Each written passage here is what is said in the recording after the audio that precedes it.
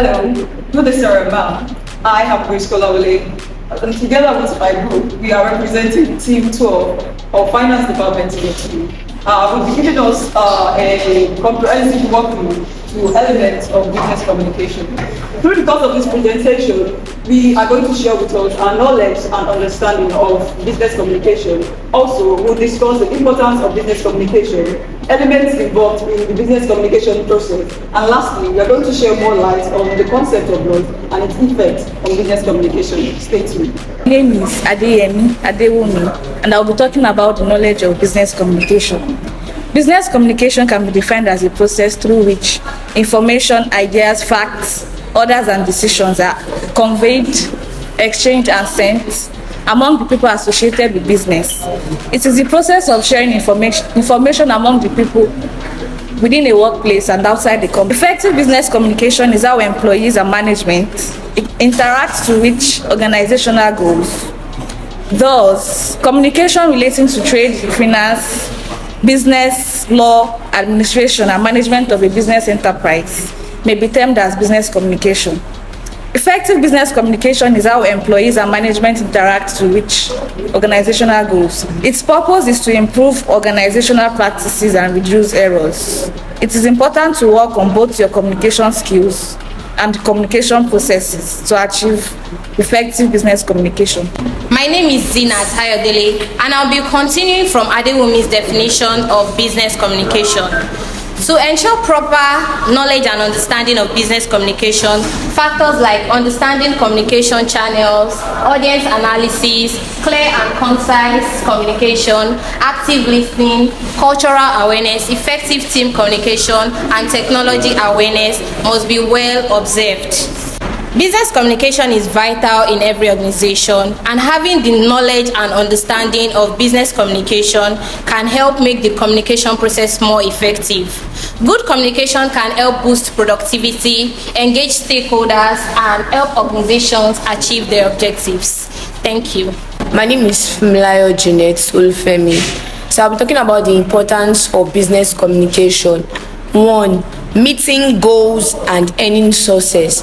For a business to achieve their long-term and short-term goals, they need to communicate clear and concise messages to the business and to the employees. 2. Building better teams. Effective business communication is important to build a positive atmosphere that strengthens team members' working relations. 3. Enhancement of employees' efficiency. Business communication allows employees to perform their jobs well, and also it increases productivity. 4. Minimization of conflicts. Smooth sharing of information amongst the employees and the employers allows for excellent communication, and it reduces conflicts, debates, and disagreements between the employees. My name is Lawal Ridwan. It enhances employees' efficiency. It allows employees to perform their jobs well. 2.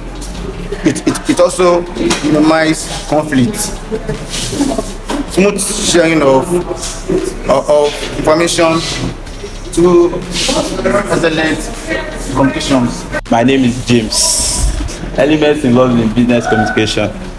Communication is a process. It has no definitive. A key principle involved in this transaction is that all communicators play roles. The role you play is dependent on the situation and relationship involved. Now let's consider the elements involved in communication. The basic communication model consists of various elements of communication: the sender, the message, the channel, the noise, the receiver, and the feedback. My name is Mwabi Janet. Elements involved in business communication. The sender. The sender is the originator of the message. He conceives the idea, information, or message that he wants to pass along to the receiver. In other words, he is the encoder of the message. That is, he puts the message or ideas into spoken language and symbols that he can send and that can be understood by the receiver. The sender is the person who is trying to communicate a message. His or her only intention is to pass information and ideas to others, and also wants them to understand his or her message. Now the second one, the message. The message is the idea, feeling, or information transmitted by the sender to the receiver. It is the subject matter of the communication. An effective message is one where there is agreement between words, meaning, and emotions. Channel is the medium through which the message is sent. It is the route that the message travels through. The person who is interested in communicating has to choose the channel for sending the required information or ideas.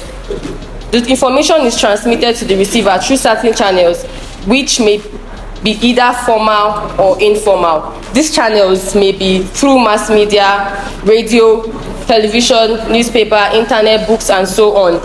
The sender will consider which medium to use depending on the nature of the message to be sent.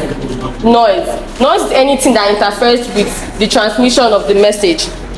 In other words, it is anything that interrupts the effective reception of the message. Noise may come from internal sources like thoughts and emotions, or external sources like a newspaper that bleeds will affect readership.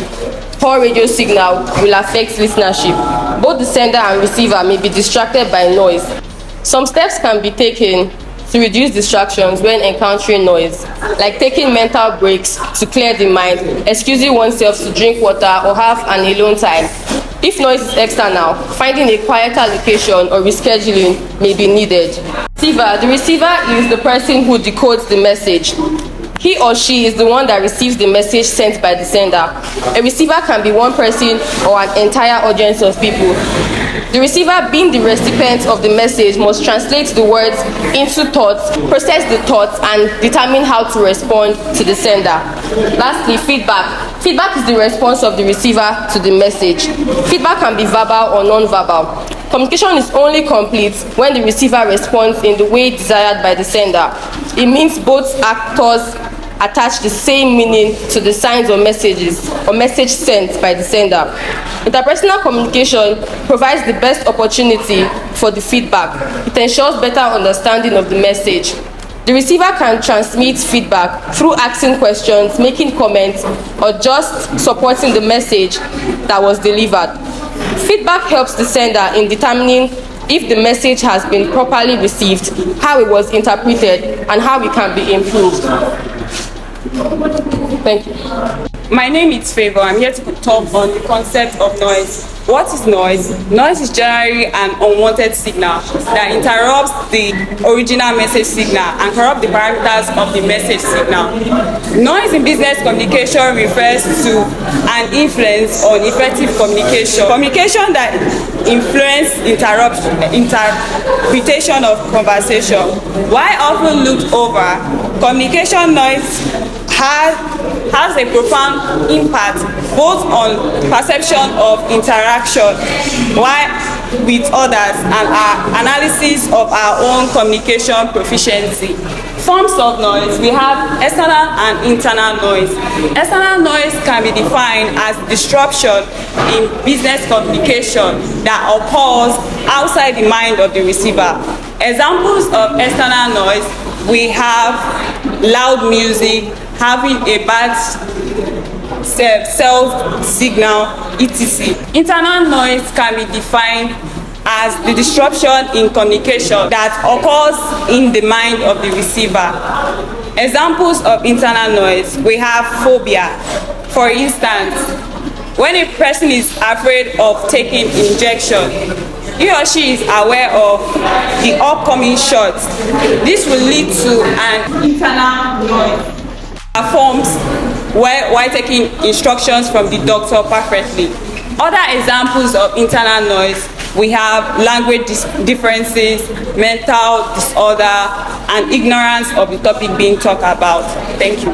My name is Awajimo Isaiah, and I'm continuing from where Favor left. Talk about the forms of noise. And the next is semantic noise. This is a function of our emotional reaction to noise, to messages received rather.